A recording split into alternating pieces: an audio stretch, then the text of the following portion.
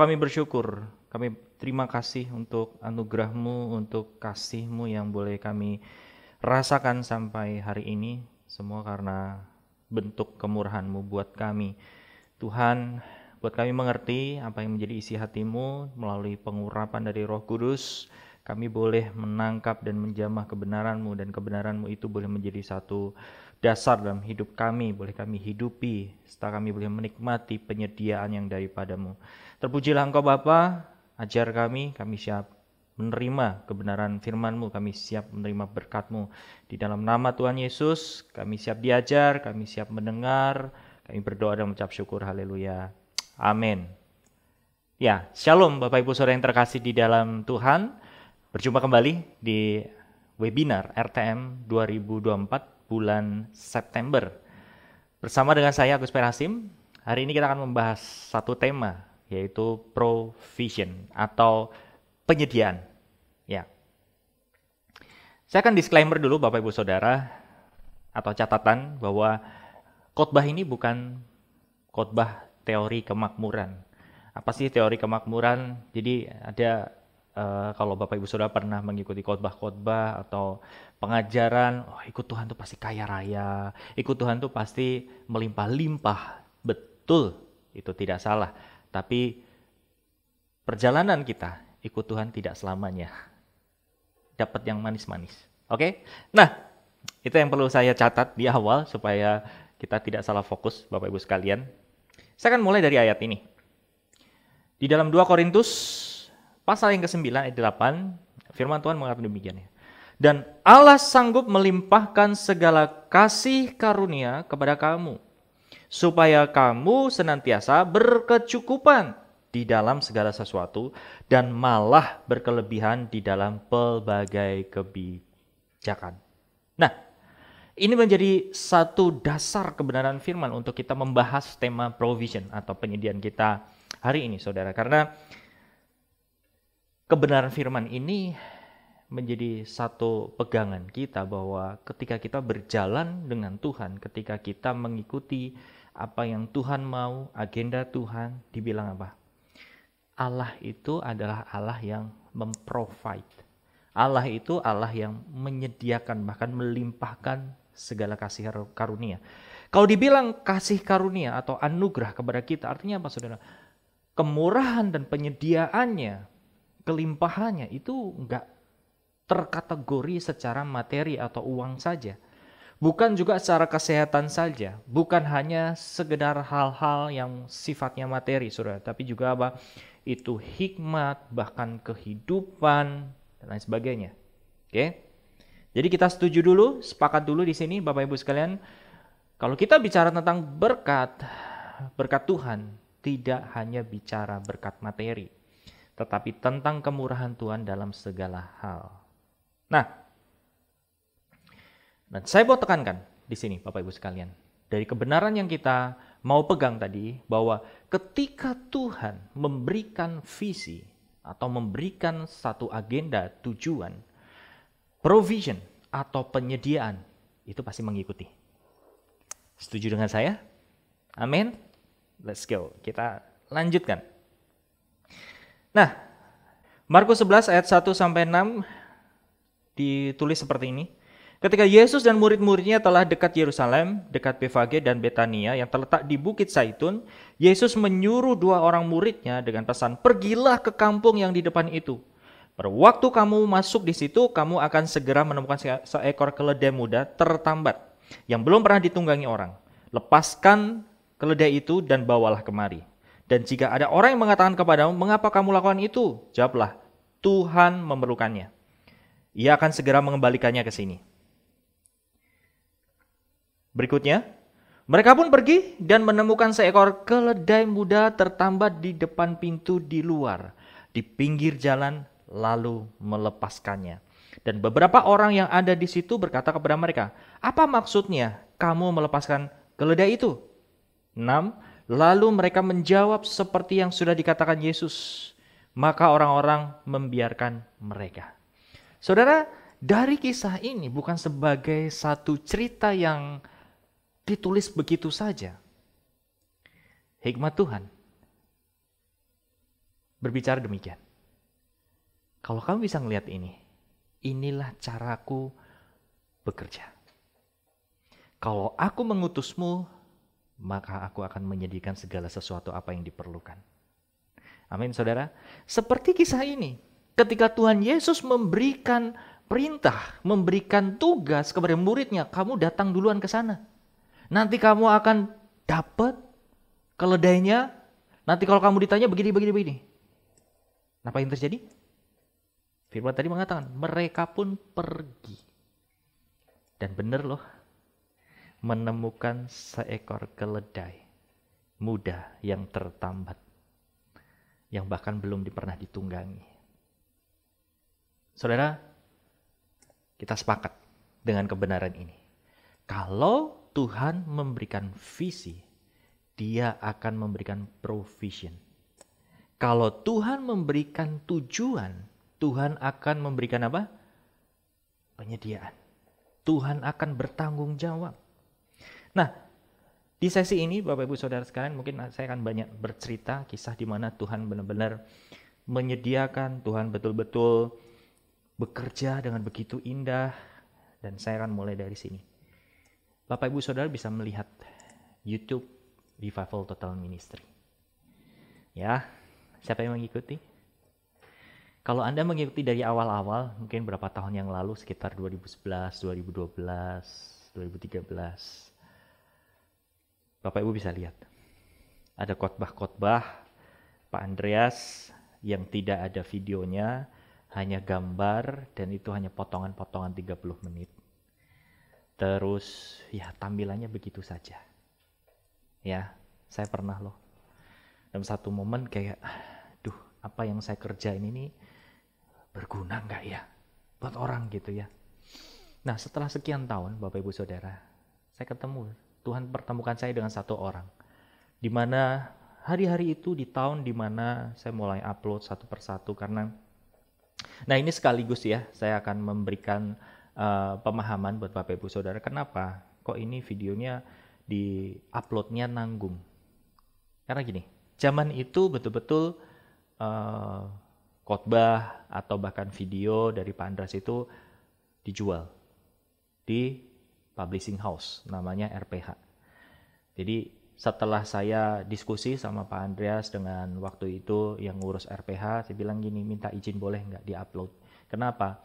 Karena di tahun itu Bapak Ibu Saudara sekalian, nih saya mau cerita, di tahun itu kayak Tuhan sudah membukakan bahwa ke depan sana ini media atau YouTube ini banyak akan memberkati orang, banyak akan dipakai orang.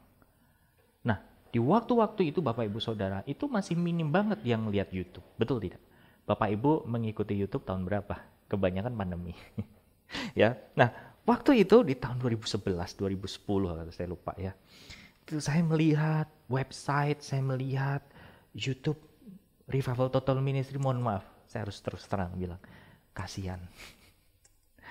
Ya, waktu itu hanya ada tiga atau dua ya. Sekitar 2 atau 3 rekaman lah yang ada di situ. Lalu, aduh ini sayang banget ya kalau dibiarkan, padahal ini memberkati orang kalau didengarkan gitu. Nah akhirnya setelah muncul ide seperti itu kan, pertanyaan berikutnya, nah siapa yang ngerjain? Waktu itu awal banget saya lagi masuk dalam pertobatan, saya belum terlalu kenal orang-orang di dalam internal RTM itu siapa-siapa seperti itu, dan koordinasinya bagaimana, saya betul-betul buta sekali. Saya hanya kenal Pak Andreas dan saya bilang sama beliau, Pak boleh nggak saya mulai upload video audio Bapak, nanti saya tempel. Nah itu pun Bapak Ibu Saudara dengan skill, dengan talenta yang apa adanya. Zaman itu belum ada Canva, zaman itu saya juga sampai sekarang saya nggak bisa Photoshop apapun untuk bikin desain secara image. Jadi apa yang saya lakukan Bapak Ibu Saudara? Saya buat itu, gambar-gambar itu di PowerPoint, lalu saya save ke image atau PNG gitu ya. Ambil gambar sini, ambil gambar sana, diolah sini, olah sana, jadilah. Akhirnya saya upload. Oke. Nah, lihat yang sebelah kanan Bapak Ibu Saudara. Kalau Anda mulai perhatikan, ada saya lingkar hijau, itu Satu perubahan yang signifikan. Yang tadinya hanya audio dan gambar ditempel, yang berikutnya mulai ada video yang kalau boleh saya bilang itu proper banget. Karena waktu itu kami sedang dilatih, waktu itu kami dikasih pinjam perlengkapan syuting yang betul-betul profesional gitu. Kalau kita kerjakan secara profesional ya jadinya seperti itu. Atau mungkin hari ini yang Bapak Ibu Saudara lihat, ini walaupun tidak sepenuhnya profesional, paling nggak enak dilihat ya. Nah, dari sini Bapak Ibu Saudara, saya dibawa Tuhan ke dalam satu momen kayak mikirin sesuatu, wah ini kalau misalkan dibuat begini pasti bagus ya gitu. Tapi hari itu saudara, saya masih berada di dalam keterbatasan. Ya, secara tim saya belum punya, belum ketemu orang-orang yang sama-sama mengasihi Tuhan, yang mau memberi dirinya buat Tuhan gitu ya, dan saya belum dikasih tahu caranya deketin orang kayak apa, seperti itu. Benar-benar buta, benar-benar ini saya mau kerjain sama siapa? Mau enggak mau sendiri. Akhirnya karena saya mau say yes, saya mau ya udah Tuhan, apa yang saya bisa lakukan akan saya lakukan walaupun hasilnya begitu. Dan puji Tuhan, akhirnya saya ketemu dengan anak-anak muda yang sama orang tuanya dititipin ke saya untuk dimentorin. Nah, kami sama-sama belajar. Saya ajak beberapa anak muda ini untuk yuk kita belajar videografi yuk. Kayak gimana gitu. Akhirnya kami diperkenalkan dengan orang yang jago, kami diajarin segala macam, tapi sayangnya apa? Alatnya tidak memadai. Itu kendalanya ya.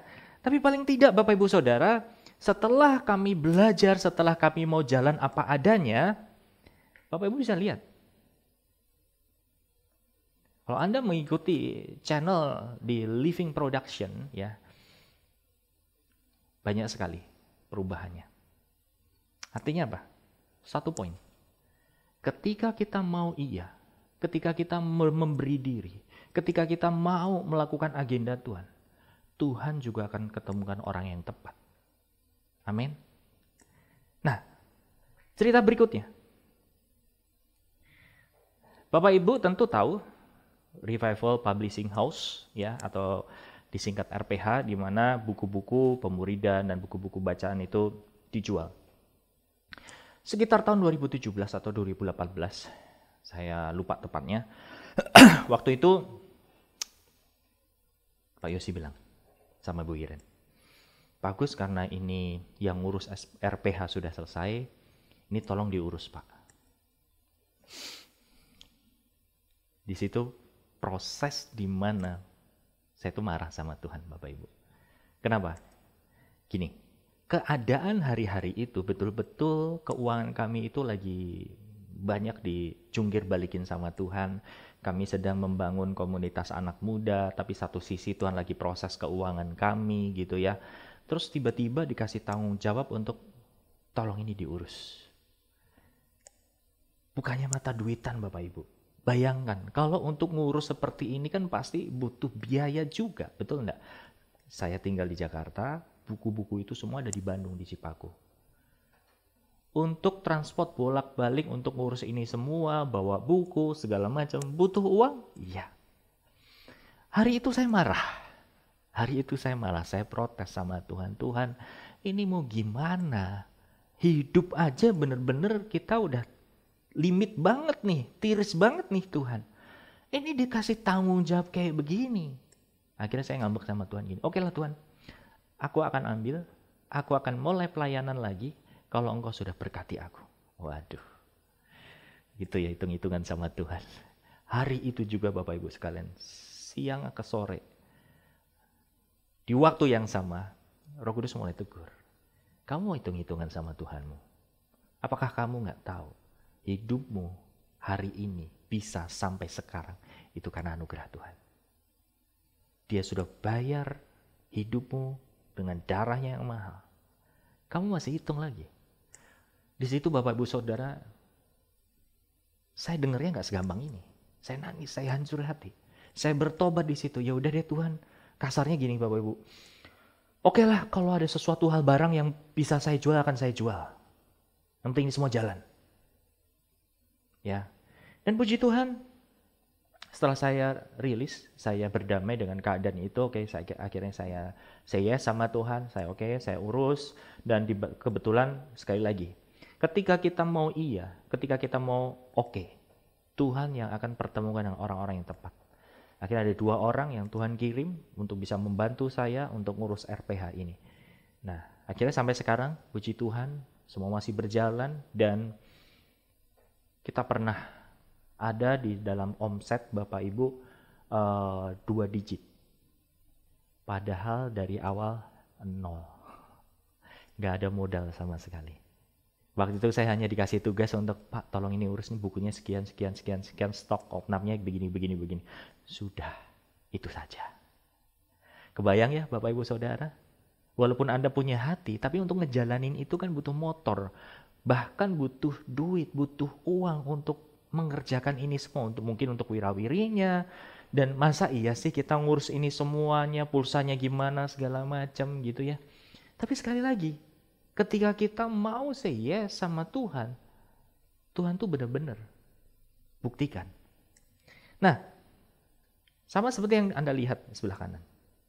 Mirip sekali. Waktu awal Tuhan memberikan satu visi untuk membangkitkan generasi anak muda. Kami juga bingung. Mulainya dari mana? Tidak ada yang mentoring ini, harus mulainya startnya begini dan begitu.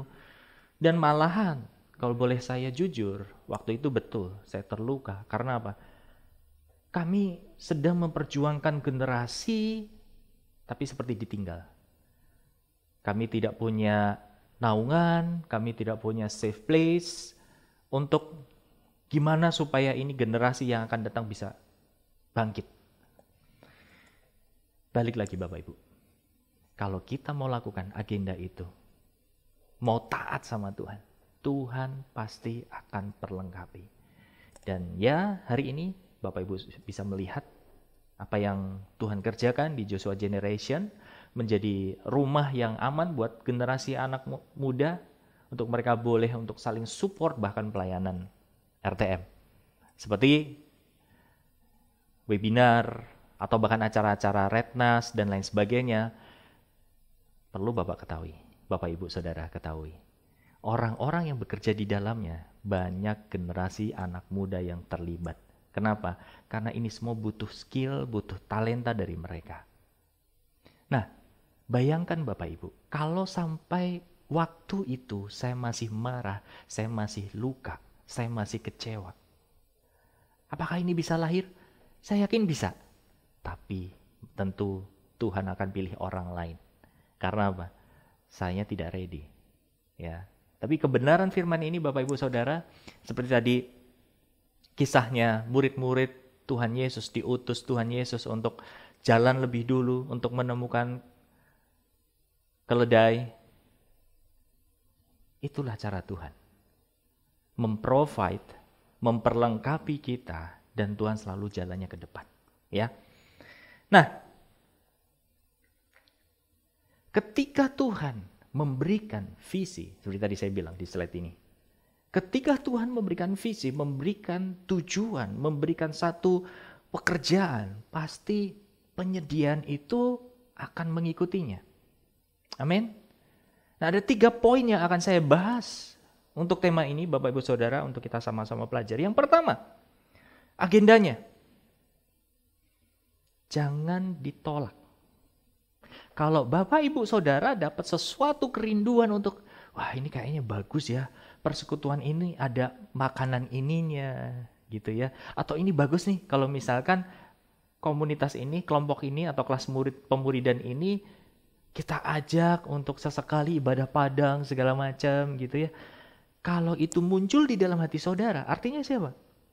Bapak Ibu Saudaralah yang mendapat pesan itu. Artinya apa? Jangan ditolak, karena itu adalah sebuah kehormatan. Yang kedua, orang yang diutus. Kalau kita bicara tentang agenda Tuhan, ketika kita bicara tentang visi Tuhan, tujuan Tuhan, kita bicara ada nggak orang yang diutus? Makanya kalau kita menangkap kerinduannya, sebetulnya kitalah yang diutus. Saudaralah yang dapat tugas itu. Pernah nggak sih Ada satu kepikiran mungkin di satu momen ya, ini kenapa sih? Kok nggak ada yang ngaturin? Kok nggak ada yang usher? Kok nggak ada yang begitu? Kok nggak ada yang bawa makanan ini, bawa minuman itu? Saya percaya Bapak Ibu Saudara pasti sering mengalami hal ini, betul nggak? Masalahnya adalah apa? Udahlah, toh yang lain nanti juga ada. Nah, mulai hari ini Bapak Ibu Saudara, kalau itu muncul di dalam hati Anda, kerjakan. Ya. Yang ketiga, bejana untuk menampung. Masalahnya ini, ada nggak bejana untuk Tuhan pakai untuk memberkati satu pekerjaan itu? Ya, nanti saya akan bicara lebih detail, tapi intinya kita akan bicara tentang 3 poin ini. Nah, caranya bagaimana? Sini. Dengar dan taat. Kita baca di dalam Markus 6 ayat 35 sampai 38. Pada waktu hari sudah mulai malam, datanglah murid-muridnya kepadanya dan berkata, "Tempat ini sunyi dan hari sudah mulai malam. Suruhlah mereka pergi supaya mereka dapat membeli makanan di desa-desa dan di kampung-kampung di sekitar ini. Tetapi jawabnya, kamu harus memberi mereka makan." Kata mereka kepadanya, "Jadi haruskah kami membeli roti seharga 200 dinar untuk memberi mereka makan?" 38. Tetapi ia berkata kepada mereka, "Berapa banyak roti yang ada padamu? Cobalah periksa." Sesudah memeriksanya, mereka berkata, 5 roti dan 2 ikan. Kita belajar dari sini, Bapak Ibu Saudara. Dengar dan taat. Dengar, lakukan. Sama seperti kisah murid-murid Tuhan Yesus ini dikasih perintah sama Tuhan. Kamu nggak lihat ini orang? Semua butuh makan. Ya. Nah, ini satu hal yang harus kita pelajari juga dari Tuhan Yesus, Saudara. Karena di dalam dunia kerohanian nggak bicara soal masalah ya hal-hal yang berbau rohani saja, bahkan secara materi sekalipun, bahkan secara makanan, kebutuhan sehari-hari, Tuhan Yesus juga pikirkan loh. Oke? Dan ini sebagai alat Tuhan Yesus mendidik murid-muridnya. Nah, yang terjadi adalah ketika kondisi terbatas, karena waktu itu tempatnya jauh ya untuk beli makanan, nggak cukup lah waktunya. Dan hepengnya nggak ada. Uangnya nggak cukup untuk 5.000 orang lebih, saudara. Ini yang Tuhan Yesus katakan. Di kita ada berapa? Adanya 5 roti 2 ikan Tuhan. Sini kumpulin. Ya. Disitulah multiplikasi terjadi. Disitulah penyediaan terjadi. Saudara, kadang kita salah berpikir. Seperti tadi saya marah sama Tuhan. Saya protes, Tuhan, kalau aku diberkati, kalau aku sudah dapat berkat daripadamu Tuhan, aku baru mau gerak. Ternyata itu pikiran sesat. Itu salah berpikir. Mungkin secara umum saudara, itu pemikiran yang logis. Ya, pada umumnya ya, apalagi kalau misal minta tanda, Tuhan kalau engkau berkati aku berarti aku jalan. Kalau engkau nggak memberkati aku berarti aku nggak jalan. Karena saya ada satu kisah, satu cerita saudara. Ini sampai hari ini benar-benar menjadi satu buat saya betul-betul lompatan untuk hidup dalam iman. Kira-kira tahun 2012 atau 2013 ada satu keluarga yang minta dilayani, kemudian dari keluarga satu ini minta supaya keluarga besarnya di Medan itu dilayani juga, didoakan. Lalu saya doakan, saya tanya sama Tuhan, Tuhan boleh nggak jalan ke sana? Dan saya tidak meminta tanda, Tuhan kalau ini daripadamu, beri aku tiket, beri aku berkat. Itu awal-awal banget Bapak Ibu Saudara. Itu 2 tahun waktu saya sudah full timer. Itu masih trial and error ya. Masih saya banyak melakukan mess up, banyak melakukan kesalahan gitu. Nah, tapi kali itu Tuhan sudah ajar saya untuk dengar, taat. Setelah saya kuat, hati saya menangkap, ya udah, Bu, saya siap. Saya akan datang ke Medan, saya akan layani. Dengan Saya tidak perlu untuk tiketnya nanti gimana ya sekalian. Tidak pernah seperti itu. Karena di ministry ini kebetulan kita bersyukur banget ya saudara. Kita diajar benar-benar memiliki hati yang tulus, hati yang murni, hati yang bergantung sama Tuhan. Nah, setelah saya bilang oke, saya akan ke Medan. Disitulah proses mulai. Seminggu sebelumnya mulai kepikir, aduh, duit belum ada nih. 3 hari sebelumnya sudah ada duit. Tapi di hari itu tiket ke Medan itu kalau saya tidak salah ya, 700.000 atau 900.000. Ya. Nah, dan kebetulan ada orang yang lagi saya bina. Nah, orang tuanya nitipin, ya udah, akhirnya saya ajak untuk pelayanan ke Medan. Jadi Bapak Ibu Saudara, saya itu pergi 2 orang. Ya, waktu itu.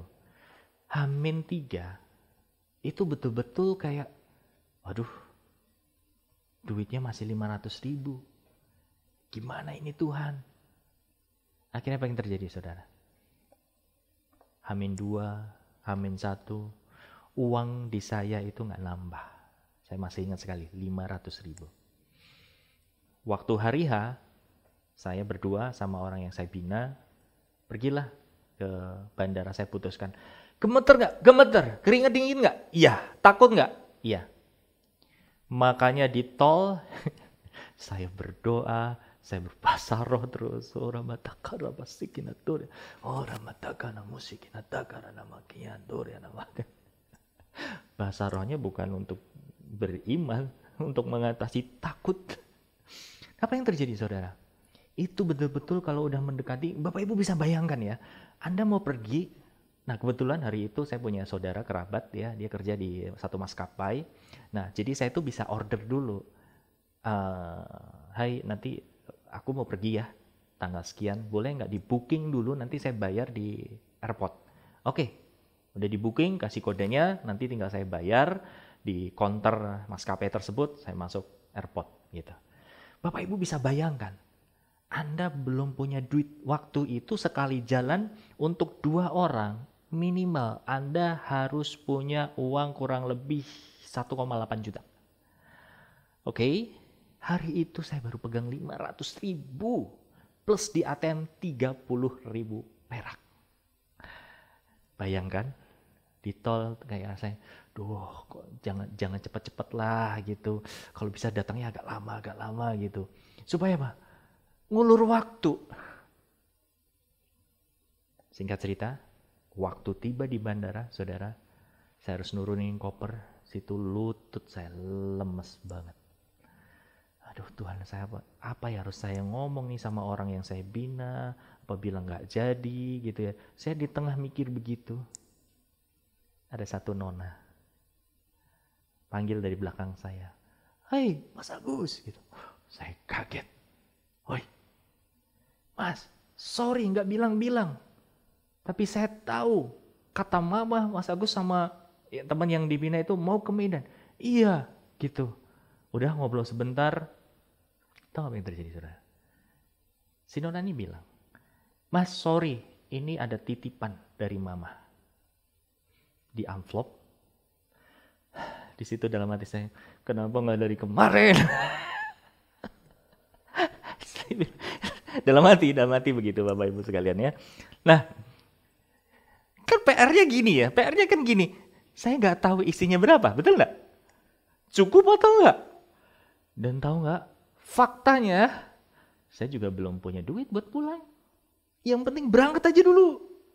Akhirnya Bapak Ibu Saudara, saya pamitan sama orang tersebut, saya bilang makasih banyak ya gitu, sampaikan salam buat orang tua, saya berterima kasih banyak. Saya langsung pergi ke counter maskapai tersebut dan saya beriman di depan agen itu.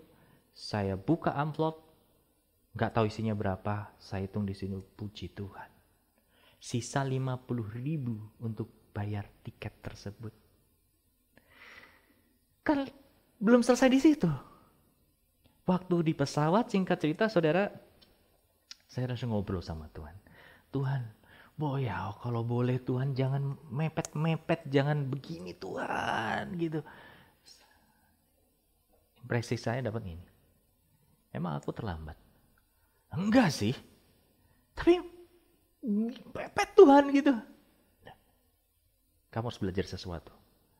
Oke, ya udah. Akhirnya singkat cerita Bapak Ibu Saudara kami sampai Medan, kami pelayanan segala macam. Sekarang PR-nya adalah gimana pulangnya. Nah ini yang amazing. Saya lakukan tindakan iman. Saya nggak tahu pulang hari apa, ditanya, ada yang tanya itu di Jakarta, Mas pulang kapan? Kami butuh pelayanan segala macam. Belum tahu, nanti saya akan kabari. Hari itu saudara, saya memutuskan untuk mampir ke satu minimart yang ada ATM-nya. Tadi saya sudah sebut ya, ATM saya itu isinya 30.000 perak. Ya, saya masuk ke minimart, saya masukkan kartu ATM di mesin ATM. Saya nggak lihat jumlah saldo atau informasi saldo saya berapa. Saya masukkan PIN saya langsung tarik jumlah nominal tiket pulang. Dan puji Tuhan, terdengar suara mesin ketik yang cring. Saya kaget, ternyata kok ada duitnya, dari mana ini gitu. Sampai hari ini saya nggak tahu itu dari mana. Karena saya memang nggak pernah ngeprint itu duit dari mana Bapak Ibu. Tapi Bapak Ibu bisa perhatikan, kalau bilang, maaf ya kalau saya bilang, ini gila sih. Saya pun juga mikir, kok bisa? Kalau diulang lagi belum tentu nih, pasti akan deg-degan gitu ya. Tapi Tuhan izinkan ini terjadi supaya apa? Saya berjalan dengan mata tertutup, tapi mata terbuka yang mengarah kepada Kristus. Sampai hari ini Bapak Ibu Saudara, hidup saya sama istri, karena istri saya sudah memutuskan untuk full timer ikut saya. Of course, setiap hari, setiap minggu, setiap bulan kami harus hidup dengan kemurahan Tuhan. Bayangkan kalau nggak pernah kami diajari seperti ini, kami pasti tidak percaya terus sama Tuhan.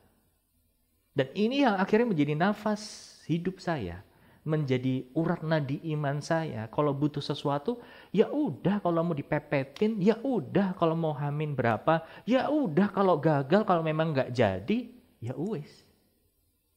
Akhirnya punya pola hati, pola iman seperti itu sampai detik ini. Baik untuk kehidupan kami, baik untuk pelayanan.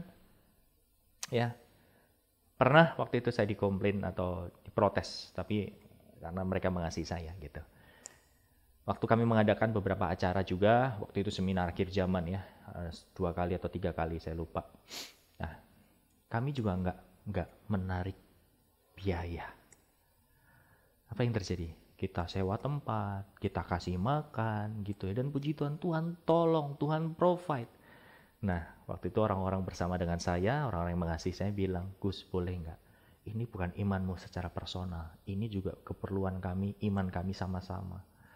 Oke, karena mungkin terbiasa sendiri, jadi kayak udah, saya nggak peduli sama yang lain. Tapi kali itu saya juga belajar, yuk, kalau ini agenda Tuhan, sama-sama yuk kita beriman. Kita barengan berimannya. Gitu. Saudara, dari kisah ini saya bisa bilang, kalau dibilang konyol, ya konyol. Kalau dibilang gila, ya gila. Tapi ikut Tuhan memang gila-gilaan. Betul enggak? Kalau kita setengah-setengah, kita nggak akan dapat mujizatnya. Kita nggak akan mengenal kuasanya. Taruhannya apa? Sebenarnya taruhan kita adalah rasa malu kita kok. Kalau apa yang kita imankan dan akhirnya nggak kesampaian, kita malu. Biar harganya apa? Malu ini ya udahlah. Kan ikut Tuhan harus pikul salib, sangkal diri. Amin. Oke, kalau hari ini Bapak Ibu Saudara mendengar firman ini, seminar ini, saya mau bilang, berperkaralah sama Tuhan. Karena Tuhan pasti buktikan. Ada amin saudara? Yuk, kita lakukan. Dengar dan taat. Maka seperti yang terjadi di kisah murid-murid Tuhan Yesus ini, apa yang terjadi saudara? Betul, dari 5 roti, 2 ikan. Terjadi multiplikasi, bahkan sisanya 12 bakul. Ini ada rumus kita mengikut Tuhan. Kalau hari ini kita tidak lakukan, saudara, hal ini juga tidak akan kita wariskan kepada generasi yang lain. Makanya, yuk kita mau belajar dengar dan taat. Yang pertama itu caranya. Yang kedua, jangan batasi berkatnya. Kita baca Lukas 6 ayat 38 versi TSI. Berilah pertolongan kepada orang lain, maka Allah pun akan menolong kamu. Bahkan Allah akan menambahkan lebih daripada yang kamu perlukan saat Dia membalas kebaikanmu itu. Ketika Dia memberkatimu, Dia akan memakai ukuran yang lebih besar dan membuat takaran itu penuh dan padat sekali sampai ada yang tumpah di sekitarnya.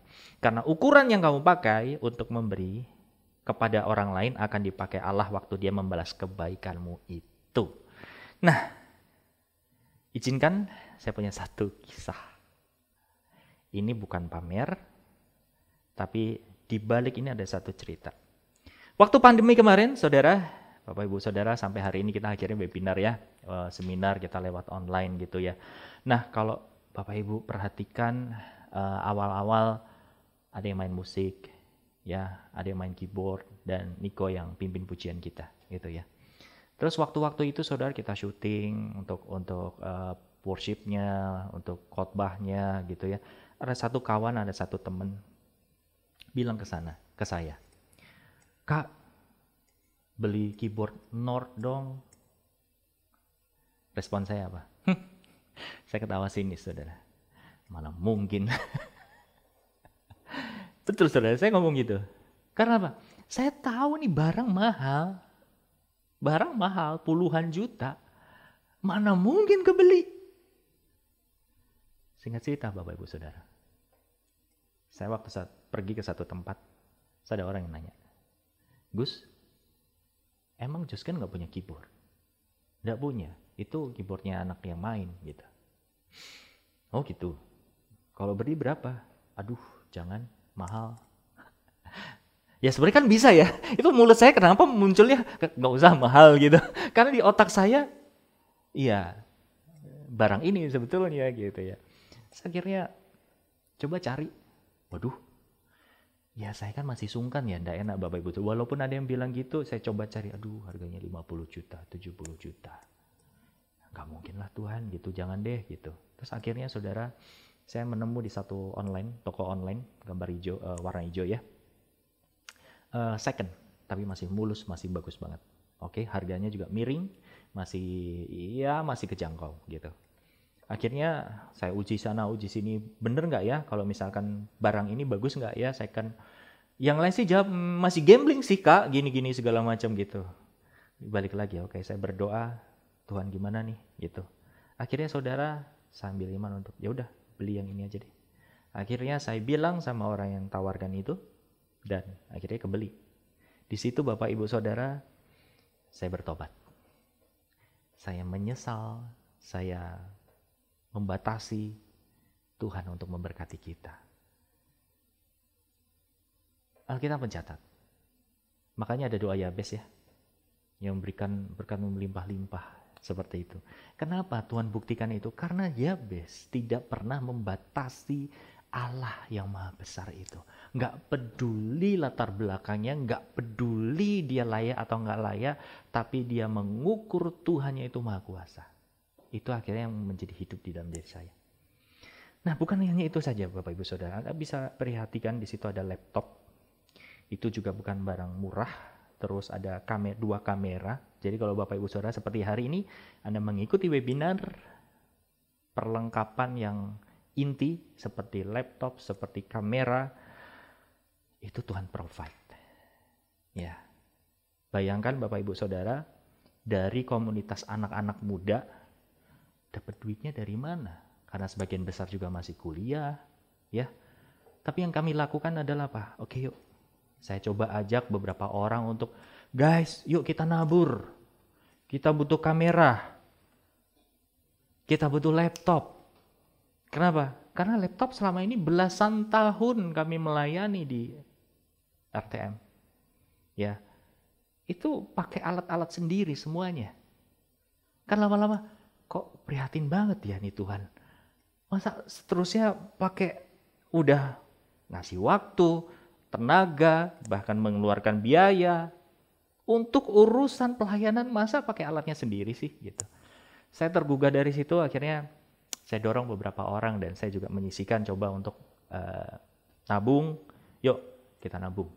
Akhirnya puji Tuhan, laptop kebeli, kamera kebeli, bahkan kami sekarang punya 2. Saudara, saya tidak bermaksud untuk menunjukkan ini loh barang kita. Tapi, seperti tadi saya katakan, jangan pernah batasi berkatnya. Sering kita punya pemikiran di mana ya udah, ini kan bukan urusan saya, ini kan bukan urusan. Loh, kalau mau dibilang sebetulnya alat-alat ini tadi kan bukan urusan kita juga. Kita bisa gitu loh. Untuk berpikir bahwa ini kan untuk urusan kepentingan bersama, untuk kepentingan RTM. Tapi kan balik lagi, RTM itu siapa? Dia adalah tubuh Kristus, satu bejana, satu komunitas yang Tuhan pakai, saudara. Artinya apa? Kalau kita bicara RTM milik Tuhan. Akhirnya mau tidak mau punya pemikiran, jangan pernah kotak-kotakan. Ini bukan bagian saya, ini bukan bagian saya. Ya. Akhirnya apa yang terjadi? Jehovah Jireh. Tuhan yang menyediakan. Bahkan kalau boleh saya bilang detail, Bapak Ibu Saudara, untuk penyediaan Tuhan dalam perkara pelayanan, nggak cukup satu sesi ini untuk menceritakan kesaksian-kesaksian apa yang Tuhan sudah lakukan. Tapi saya berharap dengan cerita ini menggugah hati Bapak Ibu Saudara, atau paling tidak, yuk belajar yuk. Jangan pernah batasi berkat Tuhan. Amin. Karena Tuhan yang pasti menyediakan buat kita semuanya. Oke, yang ketiga, yang terakhir adalah nih, salurkan, jangan ditahan-tahan. Amsal 11 ayat 25 dibilang gini, siapa banyak memberi berkat, diberi kelimpahan. Siapa memberi minum, ia sendiri akan diberi minum. Ini adalah hukum yang Tuhan gak pernah ingkari, saudara. Dan Amsal 21 ayat 13 dibilang gini, siapa menutup telinganya bagi jeritan orang lemah, tidak akan menerima jawaban, kalau ia sendiri berseru-seru. Ya, Bapak Ibu bisa lihat, gambar ini saya tampilkan. Ini adalah apa? Sumur yang airnya kotor, yang pasti airnya bau. Loh, emang bisa ya? Sumur bisa bau, airnya bisa kotor, sangat bisa. Oke, kalau kita bicara sumbernya, saudara, kalau emang ini sumbernya udah kotor, pasti kotor. Tapi gini, kalau misalkan itu sumur yang sebenarnya mata airnya itu udah dipompa dari bawah gitu ya, dalam, pasti akan mengalirkan apa? Air yang jernih, air yang sehat. Oke? Tapi kalau air yang bersih, yang sehat sekalipun, tapi itu dalam tampungan, tidak pernah disalurkan, nasibnya seperti ini. Saya terberkati waktu ngobrol dengan bendahara RTM, waktu itu dengan Bu Oke sama Bu Som. Beliau adalah senior-senior yang benar-benar pejuang-pejuang tangguh, Bapak Ibu Saudara. Kita belum banyak belajar beriman dengan beliau. Ya, jadi waktu kita ngobrol tentang ini RTM gimana ke depannya segala macam, saya terinspirasi dari cerita beliau begini. Gus, kalau air itu nggak pernah disalurin, air itu akan bau. Kalau kita tampung lama-lama, air itu malah nggak kepake. Di situ betul-betul saya terberkati, ya juga ya.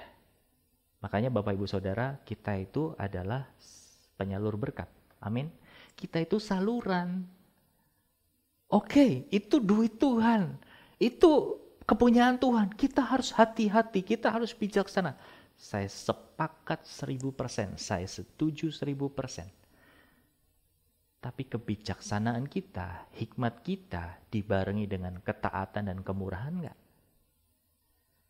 Jangan pakai alasan berhikmat, bijaksana, tapi kemurahan Tuhan dan taatnya diabaikan. Oke? Ini semua harus paralel. Betul, saya sangat setuju. Kita harus bijak. Gitu.